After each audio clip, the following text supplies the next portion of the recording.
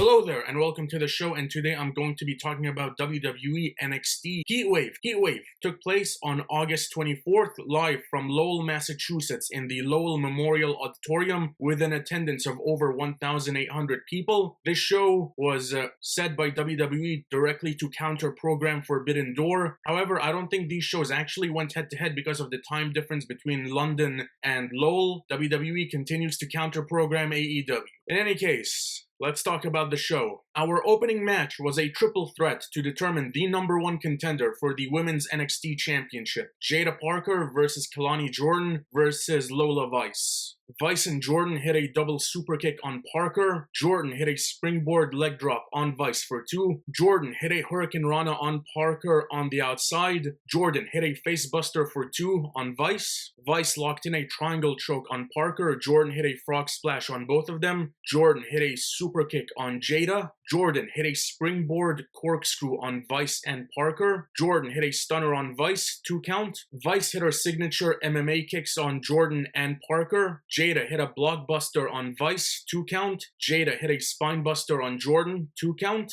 We get the Tower of Doom spot. Jada hit a back elbow on Vice. Jordan hit a spinning slam on Vice. Vice countered a 450 splash into a submission. Closing sequence. Lola Vice rolled up Jada Parker for the win. Lola Vice is the #1 contender for the NXT Women's Championship. Lola Vice will be challenging for the NXT Women's Championship at No Mercy. I thought this was a fine match, decent enough opener to the show. Any one of these three would have made sense to challenge for the NXT Women's Championship. In my opinion, I do believe that Lola Vice is going to be the NXT Women's Champion after No Mercy. For the NXT Tag Team Championships, Hank and Tank versus Dark State. We got some mind games to start off the match because Hank and Tank didn't know who was going to represent Dark State during this match. Sugars faked them out, and it was Dion Lennox and Osiris Griffin representing Dark State in this match. Lennox took down Hank early. Hank then regained control. The other members of Dark State caused a distraction. Hank and Tank hit off-sync suicide dives to take out Dark State.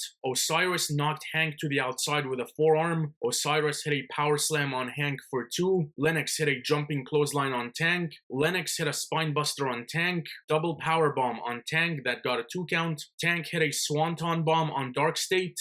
Bossman slam on Lennox. Hank and Tank hit a double team move on Lennox. Dark State caused another distraction. Doomsday Device by Dark State for the win, and Dark State are the new NXT Tag Team Champions. I thought this was a fine, serviceable match for what it was. Hank and Tank, I wasn't really impressed with these guys. They had that great match against Fraxium, but Fraxium are one of the best tag teams in all of professional wrestling right now. Dark State, these guys aren't a failure. They're leagues above Retribution, but they've still got a way to go, in my opinion. I thought this was a fine match for what it was. Triple threat match for the TNA Knockouts World Championship. JC Jane versus Ash by Elegance versus Masha Slamovich. Ash by Elegance, former Dana Brooke in WWE. Masha and Ash started attacking each other to start off. Jane hit a rolling senton off the apron on Ash. Masha hit a corkscrew dive taking out Fatal Influence. Ash hit a flapjack and neckbreaker on Jane for a 2 count. Ash hit a springboard back elbow and set out powerbomb on Jane for a 2 count. Masha hit a springboard dropkick on Jane. Jane hit a running dropkick on Masha. Masha had Jane in the white noise and she used her as a cannonball to attack Ash. Jane hit a draping neckbreaker on Masha. Jane hit a second rope senton on Ash. Jane hit a Hurricane Rana off the top rope on Masha. Ash hit a Meteora on Jane for a 2 count. Fatal Influence made the save.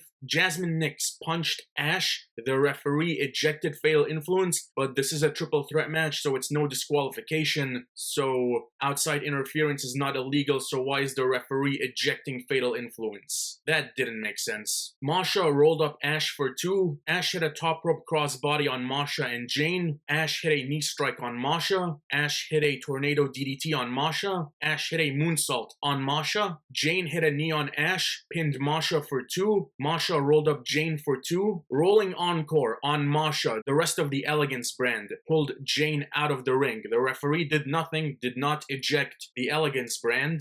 Ash hit a swanton on Masha for the win. Ash, by Elegance, is the new TNA Knockouts World Champion. I thought this was a very good match. To me, this was the third best match of the night. I was surprised by the outcome. I didn't think JC would lose the championship this soon after just 5 weeks. So that was really surprising to me. But that being said, I thought this was a very good match and the third best match of the night, in my opinion. Jordynne Grace versus Blake Monroe. This was a grudge match following the events that took place at Evolution. Jordynne went for a strike, but Blake Monroe ducked. Blake then slapped Jordynne. We got a chase on the outside of the ring, and that was followed up by a brawl in the ring. Grace hit an inverted suplex. Grace hit a follow-away slam on the outside. Blake hit an execution on the steel steps. Blake Monroe hit a dropkick, knocking Grace to the outside. Blake locked in an armbar. Grace rolled up for 2. Monroe hit a sling blade for 2. Monroe tried to lock in an armbar, but Grace powered out and hit an assisted suplex using the ropes. Grace hit 2 clotheslines, a back elbow, a spine buster, and a jackhammer for a 2 count. Great sequence by Jordynne Grace. Grace hit a reverse Alabama slam and a German suplex for 2. During the sequence, Blake Monroe ripped out the bottom turnbuckle. Blake Monroe hit a skull-crushing finale. Blake hit a running knee for 2. Grace hit an electric chair for a 2 count. Blake Monroe hit a headbutt, running knee, and back suplex for a 2 count. Grace hit a sit-out powerbomb off the second rope for a 2 count. And closing sequence, Blake Monroe hit a stomp on the steel turnbuckle, followed by a DDT for the win. Blake Monroe defeats Jordynne Grace. Not surprised by the outcome. Blake Monroe needed that big singles win, and this is her first major feud in NXT, so she was obviously not losing. I thought this was a very good match. To me, this was the second best match of the night. Jordynne Grace and Blake Monroe, they worked really well together, and to me, this was an amazing match. I really enjoyed this match, and I really like the story they told with Jordynne Grace and Blake Monroe leading into this match as well. Ethan Page and Chelsea Green versus Tavion Heights and Tyra May Steele. This was Team Canada versus Team USA. There was a Canadian promo package before the entrance of Green and Page. This promo package featured Bret Hart and Trish Stratus and did not feature Edge, Christian, or Chris Jericho. It is a little unclear to me if Ethan Page and Chelsea Green are known as the Canadian contingent or the Canadian standard of excellence. Ethan Page has a custom North American Championship belt with the Canadian flag. Tyra May Steele's theme song sounds very similar to Kalani Jordan's theme song. I'm actually not sure if they just recycled Jordan's theme song with a few changes, but they sounded very similar to me. This was an okay match. The crowd was the MVP of this match, in my opinion. Heights and Steele F5'd Page and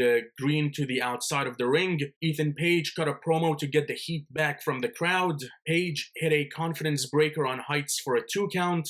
Heights caught a slap from Chelsea Green. Tyra speared her. Chelsea hit a Meteora on Tyra. Alba Fire tried to interfere, causing a distraction, trying to save Ethan Page. Tyra then hit a German suplex on Ethan Page, who simultaneously hit a fall-away slam on Alba Fire. Fire then hit a super kick on Tyra, and Chelsea hit the Unpretty Her on Tyra for the win. Chelsea Green and Ethan Page win this match. This was an okay match, but the crowd really made this match better than what it actually was. The crowd was the best part of this match, in my opinion. Oba Femi versus Javon Evans for the NXT Championship. Javon Evans, he's had this journey over the last year chasing the NXT Championship. Evans beat Trick Williams in a #1 contenders match to earn this opportunity. Evans was selling the ribs during his entrance. Commentary really played up The Undertaker during this match. His backstage interactions with Oba and Javon. This was Javon Evans' first one-on-one match for the NXT Championship. One thing I do want to mention, commentary stated that Oba Femi has never been dethroned. Are we forgetting that Tony D'Angelo beat him for the NXT North American Championship? Are we just gonna pretend that never happened? I don't know why that was said. In any case, Oba dominated early. Evans tried using his speed against Oba. Oba caught a cutter. Evans escaped a powerbomb. Evans was turned inside out with a clothesline. Great sell by Javon Evans. Evans hit a super kick, knocked Femi down. Hit another super kick on Oba. Evans hit a drop kick. Femi rolled to the outside of the ring. Femi then prevented Evans from hitting a suicide dive. Obafemi chopped Javon Evans off of the apron. Obafemi then gorilla pressed Evans into the ring, then hit a gorilla press gutbuster on Evans. Oba hit a great spinebuster for 2. Evans hit a forearm. Oba hit a backbreaker and chokeslam for 2. Evans hit a springboard clothesline and 2 springboard kicks for a 2 count. Evans hit a DDT, 2 frog splashes that got him a 2 count. Evans hit a German suplex on Oba. Oba got back up immediately and hit a clothesline on Evans. Evans hit a cutter. Oba hit an uppercut mid-air. This was a great uppercut.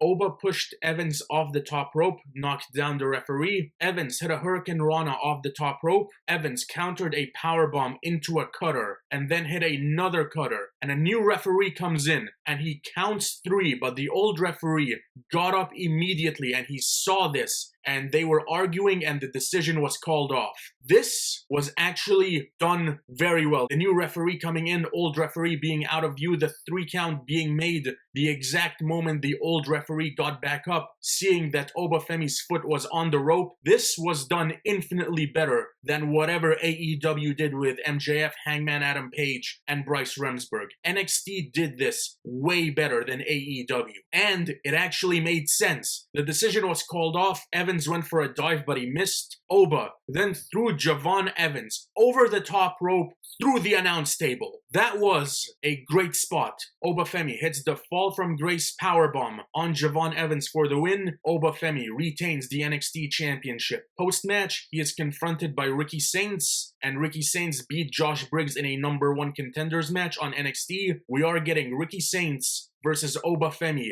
at No Mercy, and that match honestly could go either way. I could see Obafemi winning, I could also see Ricky Saints winning. All that being said, Obafemi versus Javon Evans, NXT Heatwave. I thought this was a phenomenal match and easily the best match of the night. This was an incredible match. The power versus speed dynamic worked really well in this match. The storytelling with Javon Evans was done really well. The 3 count, that was a very, very believable finish. I legit thought they were going to give the belt to Javon Evans. All that being said, this was a great match, and overall NXT Heatwave I felt was a very good show. That is all for today. Thank you so much for watching. Be sure to hit like and subscribe if you enjoyed this video. You can follow me on Instagram at @Sayit_2000, and I will see you on the next video. Till then,